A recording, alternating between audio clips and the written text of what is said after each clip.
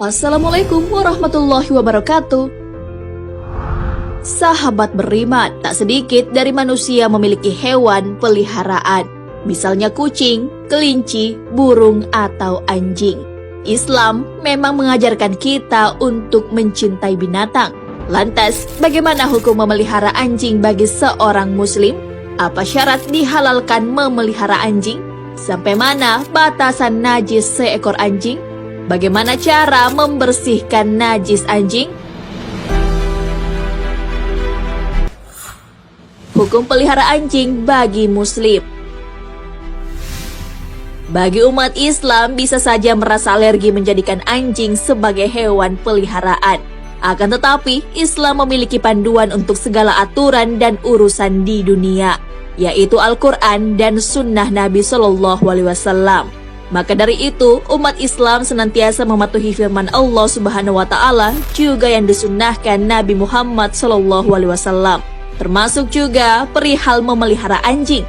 Hal ini sebagaimana sabda Rasulullah Shallallahu Alaihi Wasallam, siapa yang memelihara anjing, maka pahalanya akan berkurang setiap hari sebanyak 1 qirot, kecuali anjing penjaga kebun atau penjaga binatang ternak. Hadis riwayat Bukhari. Hadis tersebut menjelaskan tidak ada larangan memelihara anjing, sebab anjing dapat bermanfaat bagi kehidupan manusia sebagai penjaga kebun atau penjaga binatang ternak. Anjing memang tergolong hewan yang najis, akan tetapi agama Islam mengajarkan kasih sayang, termasuk juga kepada binatang. Allah Subhanahu wa Ta'ala berfirman, dan sesungguhnya pada binatang ternak itu benar-benar terdapat pelajaran bagi kamu. Kami memberimu minum dari apa yang berada di dalam perutnya berupa susu yang bersih antara tai dan darah, yang mudah ditelan bagi orang-orang yang meminumnya. Quran Surah An-Nahl ayat 66. Syarat dihalalkan pelihara anjing. Anjing menjadi salah satu hewan peliharaan yang sangat bersahabat bagi manusia. Maka tak jarang orang memilih anjing sebagai peliharaan yang disayangi. Pilihan memelihara anjing nyatanya tidak berlaku umum, sebab anjing juga dipandang sebagai hewan yang najis. Sikap anti terhadap anjing tidak didukung oleh Rasulullah SAW. Dari Abu Hurairah radhiyallahu anhu, Rasulullah SAW bersabda, barang siapa yang memelihara anjing untuk berburu, menjaga ternak dan tanaman, maka pahalanya akan berkurang 2 qirah setiap harinya. Hadis riwayat Muslim. Hadis tersebut menjelaskan memelihara anjing tidak diharamkan jika dengan alasan untuk menjaga kebun, binatang ternak atau untuk berburu. Selain dari 3 tujuan yang disebutkan, memelihara anjing hukumnya haram. Untuk itu, umat Islam memelihara anjing kecuali 3 tujuan yang telah disebutkan dalam sabda Rasulullah SAW, maka hukumnya haram. Hal ini sebagaimana yang dijelaskan dalam Fathul Bari oleh Imam Ibnu Hajar Al-Asqalani rahimahullah. Dosa besar adalah doa yang dijelaskan oleh syariat hukum di dunia atau had, ungkapan laknat atau ancaman. Fathul Bari. Batasan najis seekor anjing. Islam mengenal 3 macam najis, yaitu muhaffafah, mutawassitah, dan mughalladah. Najis mughalladah merupakan najis dengan level tertinggi. Najis jenis ini salah satunya bersumber dari anjing. Mengenai bagian mana di tubuh anjing itu yang menjadikan najis, ulama berbeda pendapat tentang kenajisan anjing sebagaimana terdapat pada 4 mazhab. Dalam mazhab Al-Hanafiyah, yang najis dari anjing hanyalah air liur mulut dan kotorannya saja. Sedangkan tubuh dan bagian lainnya tidak dianggap najis. Yang ditetapkan sebagai najis apabila anjing minum di suatu wadah air. Mazhab Al-Malikiyah juga mengatakan hal yang sama, bahwa badan anjing itu tidak najis, kecuali hanya air liurnya. Apabila air liur anjing jatuh ke dalam wadah air, maka wadah tersebut wajib dicuci 7 kali.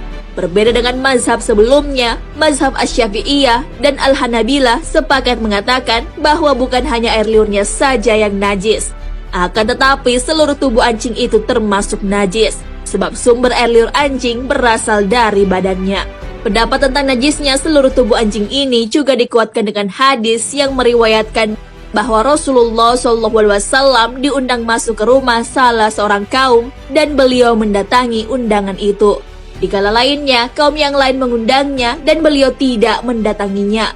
Ketika ditanyakan kepada beliau apa sebabnya beliau tidak mendatangi undangan yang kedua, beliau bersabda, "Di rumah yang kedua ada anjing, sedangkan di rumah yang pertama hanya ada kucing, dan kucing itu tidak najis."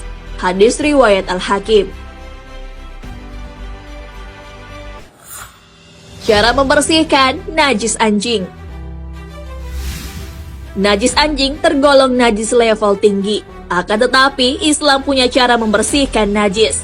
Dari Abu Hurairah, Rasulullah SAW bersabda, "Sucikanlah bejana kalian apabila anjing minum padanya, dengan cara dibasuh 7 kali. Cucian yang pertama dengan tanah atau debu." Hadis riwayat Muslim.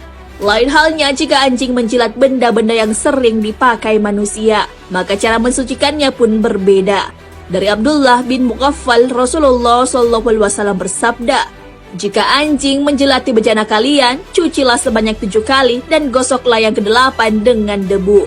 Hadis riwayat Muslim. Kedua hadis tersebut menjelaskan cara membersihkan najis anjing dengan 7 kali basuhan, salah satunya dengan menggunakan debu. Imam Nawawi rahimahullahu menerangkan dalam kitab beliau Al-Majmu' bahwa basuhan debu dianjurkan pada basuhan pertama. Bila tidak memungkinkan, maka pada salah satu basuhan berikutnya asal bukan basuhan terakhir atau ketujuh. Al-Majmu' Syarhul Muhadzab. Nah, sahabat beriman, meskipun anjing tergolong hewan yang bernajis, bukan berarti diharamkan untuk dipelihara, selama tujuannya sesuai yang disunnahkan. Islam mendorong agar manusia memfungsikan binatang sebagai partner dalam mencari rezeki. Allah Subhanahu wa Ta'ala berfirman, "Apakah yang dihalalkan bagi mereka? Katakanlah, dihalalkan bagimu yang baik-baik dan buruan yang ditangkap oleh binatang buas yang telah kamu ajar dengan melatihnya untuk berburu. Kamu mengajarnya menurut apa yang telah diajarkan Allah kepadamu. Maka makanlah dari apa yang ditangkapnya untukmu. Dan sebutlah nama Allah atas binatang buas itu waktu melepaskannya. Dan bertakwalah kepada Allah, sesungguhnya Allah amat cepat hisapnya." Quran Surah Al-Ma'idah ayat 4. Wallahu a'lam bishawab.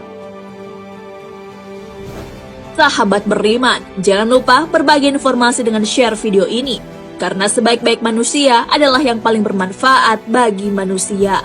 Wassalamualaikum warahmatullahi wabarakatuh.